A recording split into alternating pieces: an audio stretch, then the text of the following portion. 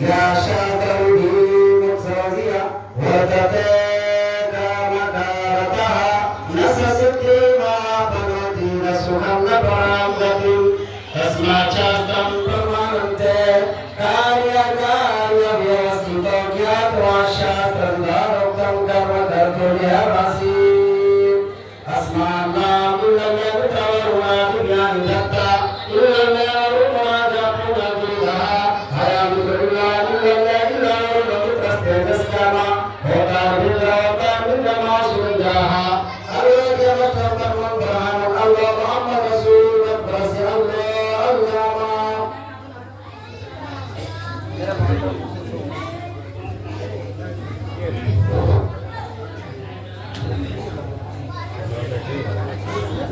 میرے محترم بزرگ اور میرے عزیز ساتھیوں،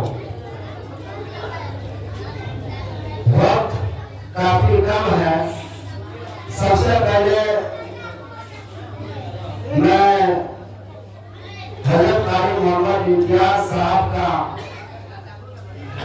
تہہ دل سے شکریہ ادا کرنا چاہوں گا کہ انہوں نے اس پروگرام کو رچایا بسایا اور یہاں کے نوجوان کمیٹی اور یہاں کے باشندگان جنہوں نے اس پر بڑھ چڑھ کر حصہ لیا۔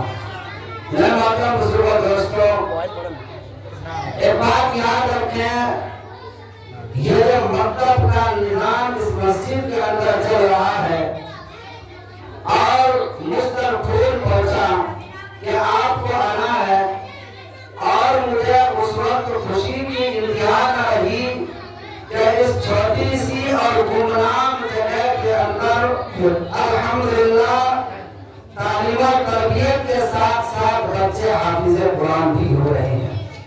میرے محترم بزرگوں دوستوں، میں اتنا ہی کہوں گا، یہ مکتب کا نظام ہمارے موجودہ نسل اور آئندہ نسل کے ایمان کی حفاظت کے لیے انتہائی ضروری ہے۔ چونکہ وقت کافی کم ہے، میں جو آپ کے سامنے قرآن کریم اور وید پڑھا ہے اس کی روشنی میں چند پیغام آپ کے سامنے پہنچانے کی کوشش کروں گا کہ اس دھرتی پر، اس سنسار کے اندر ہم اور آپ، یعنی وہ چاہے ہمارے ہندو بھائی ہو چاہے وہ ہمارے مسلم بھائی ہو، ہم اور آپ کے آنے میں کس کی مرضی چاہیے؟ کیونکہ کوئی بھی انسان اپنی مرضی سے نہیں آیا۔ اگر اپنی مرضی سے آتا تو ہر انسان جو جسم و جثہ کے اعتبار سے، رنگ و نسل کے اعتبار سے، ہائٹ کے اعتبار سے جو اس دنیا کے اندر بہتر سے بہتر شکل ہو سکتا تھا اس شکل کے اندر آتا، لیکن ایسا نہیں ہے۔ بلکہ دیکھتے ہیں کسی کا ہائٹ بہت لمبا، کسی کا بہت چھوٹا، کسی کی جو ہے آنکھ چھوٹی، کسی کو جو ہے ناک کھڑی، یعنی عجیب عجیب شکل کے۔ تو اس سے پتا چلا کہ ہم اور آپ کے آنے میں کسی اور کی مرضی چلی ہے۔ آج جس کی مرضی چلی ہے اس کا پریچے کرائے گی، یعنی ہم اور آپ کے آنے میں جس کی مرضی چلی ہے، آخر وہ کون ہے؟ وہ کون ہے جس کی مرضی آسمانوں پر، زمینوں پر اور زمینوں کے نیچے پانی پر اور پہاڑ، درخت، شجر، حجر اور اس سنسار کے انش اور ٹکڑے ٹکڑے پر جس کا کنٹرول ہے، یعنی اس کا کنٹرولر کون ہے، اس کا رچیتا کون ہے، اس کا خالق کون ہے، اس کا مالک کون ہے، آج ہم اس کی مختصر وقت میں بڑی تیزی کے ساتھ آپ کے سامنے پیغام پہنچانے کی کوشش کروں گا۔ میرے بھائیوں، اس میں بڑا متبھید ہے۔ بعض لوگوں کا کہنا ہے کہ اس کا کنٹرولر ایشور وہ پروفیٹ محمد صلی اللہ علیہ وسلم۔ بعض لوگوں کا کہنا ہے کہ نہیں، اس کا کنٹرولر، اس کا رچیتا شری رام چندر جی ہے۔ بعض لوگوں کا کہنا ہے کہ نہیں، عیسیٰ مسیح ہے۔ بعض لوگوں کا کہنا ہے نہیں، شری کرشن جی ہے۔ اس میں بڑا متبھید ہے، آخر ہے کون؟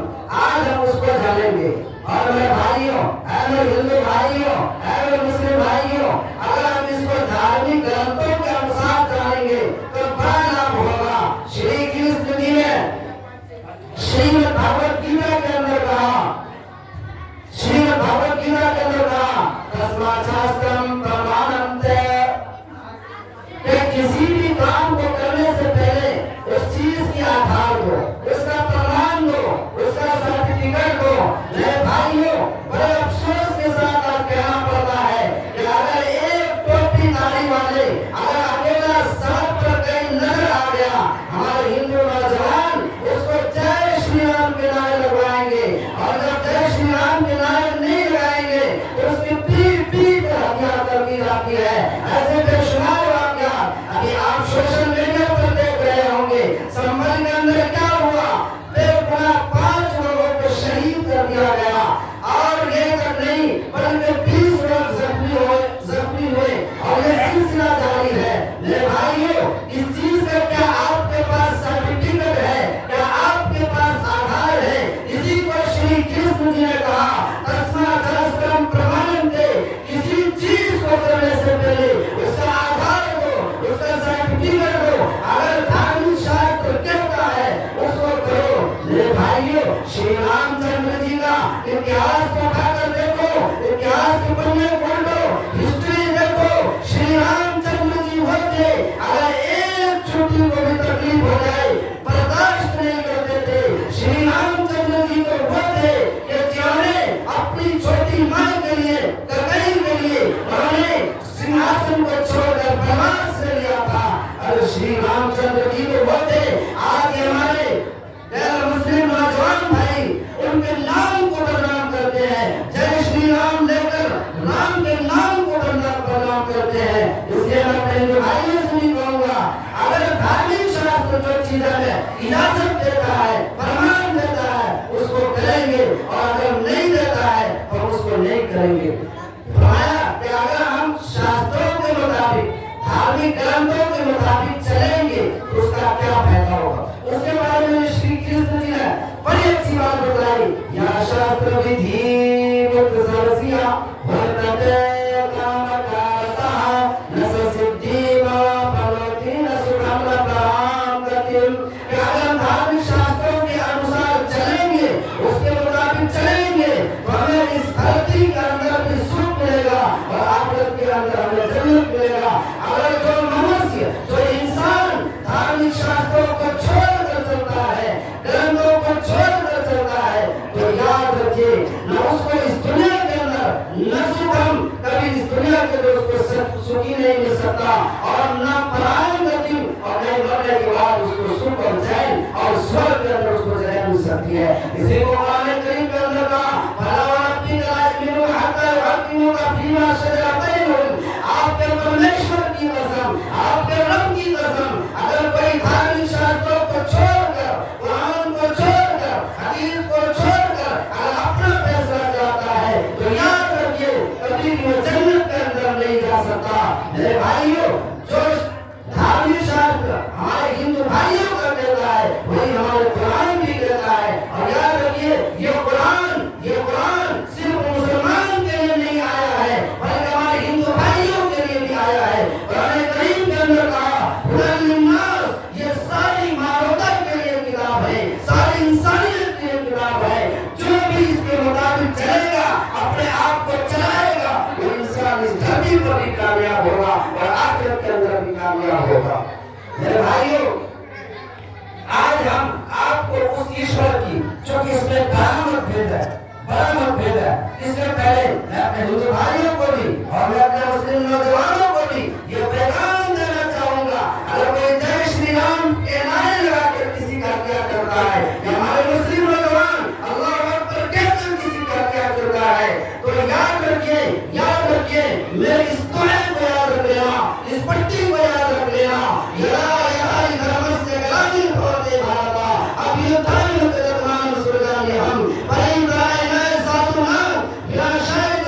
हम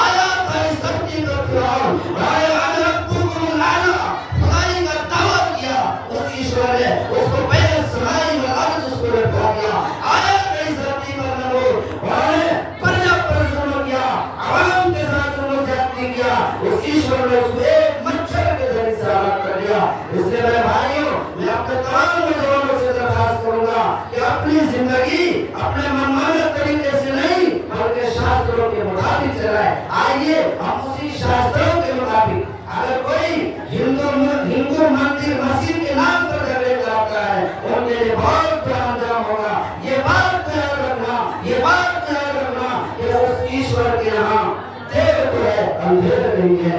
میرے بھائیوں، ہم سب سے پہلے ہمارے ہندو بھائی بھی سنیں، جہاں تک میری آواز پہنچ رہی ہے، ہم اپنے دل کی دھڑکن کو کھولیں، دماغ کو کھولیں کہ ہمارا ایشور حقیقی کون ہے، ہمارا اللہ حقیقی کون ہے۔ اور یہ چیزیں میں اپنی باتوں کے ذریعے سے نہیں بلکہ دھارمک گرنتھوں اور مذہبی کتابوں کے ذریعے سے بتانے کی کوشش کروں گا۔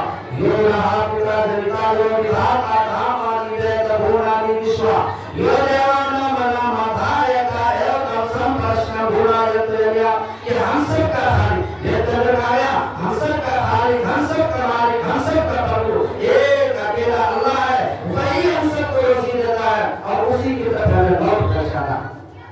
اور قرآن کریم کے اندر بھی کہا گیا قل هو اللہ احد، سے ہی اللہ کا ون اینڈ اونلی، کہ اللہ ایک ہے، اللہ ایک ہے، قل هو اللہ احد۔ اب لیکن یہاں پر یہ چونکہ وقت بھی ہو رہا ہے، اس کو ہم جاننے کی کوشش کریں گے کہ آخر وہ ایشور ہے کیسا، آخر وہ ایشور ہے کیسا، اس کی پہچان کیا ہے، اس کی پہچان کیا ہے، اس کی پہچان یہ ہے، ویدوں کے اندر جو ہے پہچان ملتا ہے، یو مام جمانا دیم چاہے تیلو کمیشورم اسمورا سورتی شو سرو کافر پرموچ لیتے ہیں کہ اس ایشور کی جو پہچان ہے وہ پہچان یہ کہ وہ اجنما ہے۔ اجنما اس کو کہتے ہیں جو جنم نہیں لیتا، اسی کو قرآن کریم کے اندر کہا گیا لم یلد ولم یولد، وہ اجنما ہے، وہ کسی سے پیدا نہیں ہوا، نہ اس کا کوئی آدم اولاد ہے، کچھ نہیں ہے۔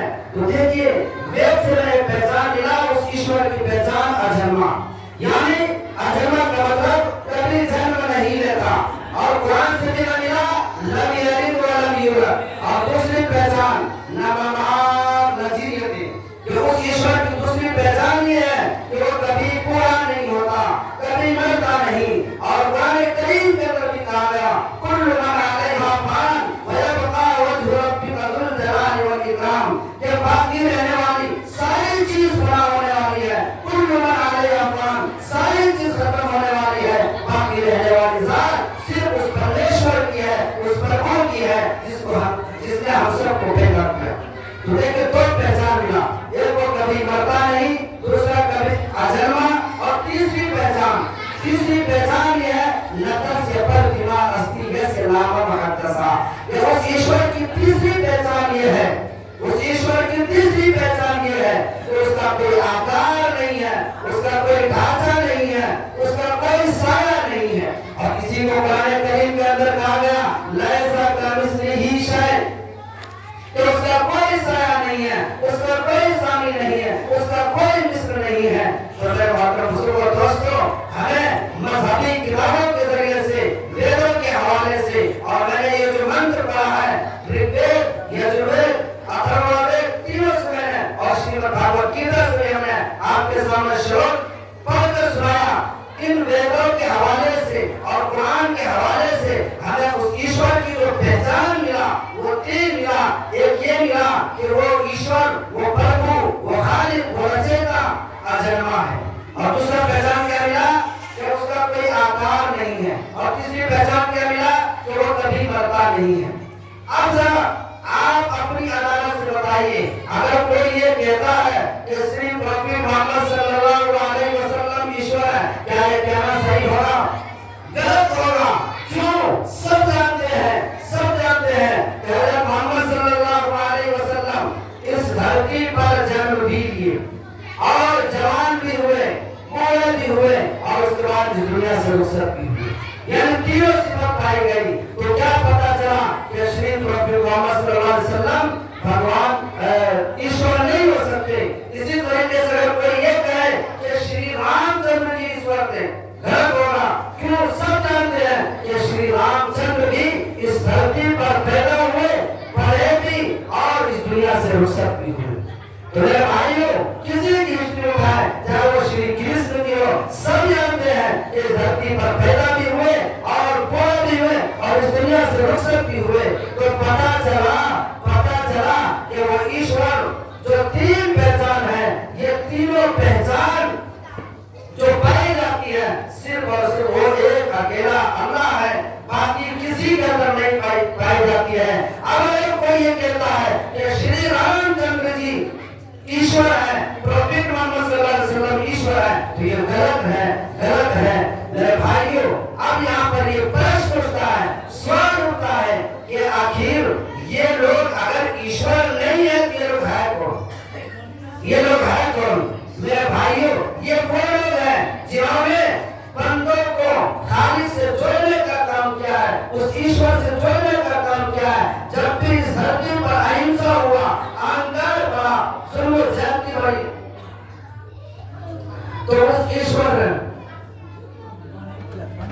وہ لوگ تھے، یہ مہان ویکتی تھے جنہوں نے اس ایشور سے جوڑنے کا کام کیا ہے۔ اور جب بھی اس دھرتی پر ظلم و زیادتی ہوئی، آقا نامدار وشنو کے 10ویں اوتار پروفیٹ محمد صلی اللہ علیہ وسلم بھی اس وقت آئے جب اس دھرتی پر ظلم و زیادتی حد سے بڑھ گیا۔ وید کے اندر ہے داود شیام شکل پکش سیما دھرے ماسی مادھوم جاتے دگر شتروہا پتر پتر اشکمان سوا، کہ اس وقت سرزمین عرب کے اندر ساری انسانیت تباہی و بربادی کے دہانے کھڑی کر پڑا رہی تھی۔ ہر آدمی کی للکار، ہر آدمی کی پکار اس ایشور کی طرف تھی کہ کب ہمیں last prophet, last messenger, last اوتار کو بھیجے جو اس ظلم و زیادتی کو ختم کرے، اس زیادتی کو ختم کرے۔ داود شیام شکل پکش اس وقت نبی اکرم صلی اللہ علیہ وسلم اس دھرتی پر مبعوث ہوئے۔ تو میرے بھائیوں یہ سب شری رام چندر جی، پروفیٹ محمد صلی اللہ علیہ وسلم، شری رام کرشن جی، یہ سارے کے سارے اس ایشور کو جوڑنے کے لیے آئے تھے، ظلم و زیادتی کو ختم کرنے کے لیے آئے تھے۔ لیکن اب اگر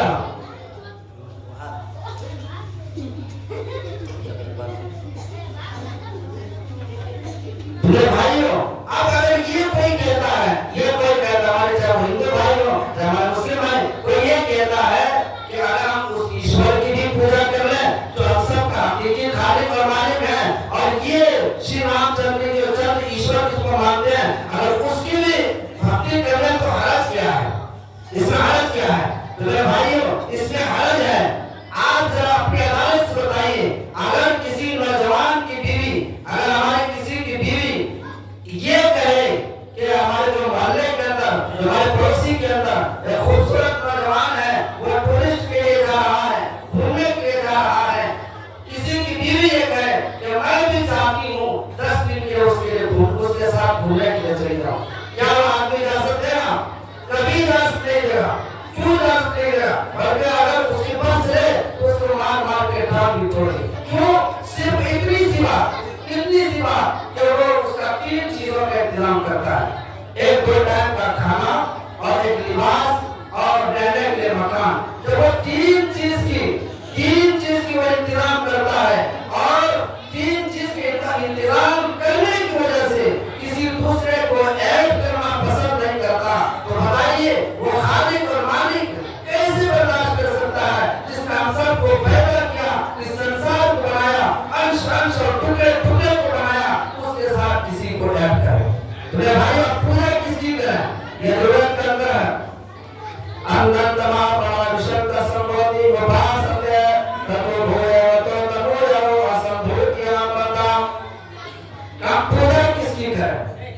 اس منتر کے اندر بتایا گیا کہ اگر کوئی ویکتی، اگر کوئی منوشیہ اسمبھوتی چیز کی پوجا کرتا ہے، انتما پراشت اسمبھوتی، کوئی اسمبھوتی چیز کی پوجا کرتا ہے۔ اسمبھوتی چیز کس کو کہتے ہیں؟ جو انسان کے بس میں نہ ہو، جیسے آسمان انسان نہیں بنا سکتا، سورج انسان نہیں بنا سکتا، تارے انسان نہیں بنا سکتا، زمین انسان نہیں بنا سکتا، ان چیزوں کو اسمبھوتی چیز کہتے ہیں۔ اگر پانی انسان نہیں بنا سکتا، اگر کوئی اسمبھوتی چیز کی پوجا کرتا ہے، میرے بھائی غور سے سنیں، اگر کوئی اسمبھوتی چیز کی پوجا کرتا ہے تو وہ انھکار اور اندھیری جہنم میں ہے۔ اور اس کے بعد میں سمبھوتی اندندما پراشت اسمبھوتی وباستے تتو بھویتو تنو اسمبھوتیا متا۔ اور اگر کوئی سمبھوتی چیز کی پوجا کرتا ہے، سمبھوتی اس کو کہتے ہیں جو انسان کے بس میں ہو، جو انسان اس کو بنا سکتا ہو، جیسے مائک ہے انسان اس کو بنا سکتا ہے، موبائل ہے انسان اس کو بنا سکتا ہے، آکار ہے، ڈھانچہ ہے انسان اس کو بنا سکتا ہے۔ اگر اس کی کوئی عبادت کرتا ہے، اس इसकी कोई भक्ति करता है, इसकी कोई पूरा करता है, वो और अंधेरी और अंधकार जहन्नम के अंदर जाएगा, महाफल क़यामत के दिन जहन्नम के अंदर जाएगा। तो मेरे भाइयों, इस मंत्र से, ये जो वेद के मंत्र से हमें ये भी मिला कि हमें किस चीज की इबादत करना है। ये चंद चीजें थी जो मैंने आपके सामने ईश्वर के अनुसार मैंने आपके सामने बात रखी। और मैं बताता चलूं, अब चूंकि दस्तारबंदी वाला भी अमल होना है, तो मैं थोड़े से मतलब के हवाले से नीचे बातें बता दूं। जब तक उलमाए किराम तशरीफ ला रहे हैं, मैं अपनी बात करूं।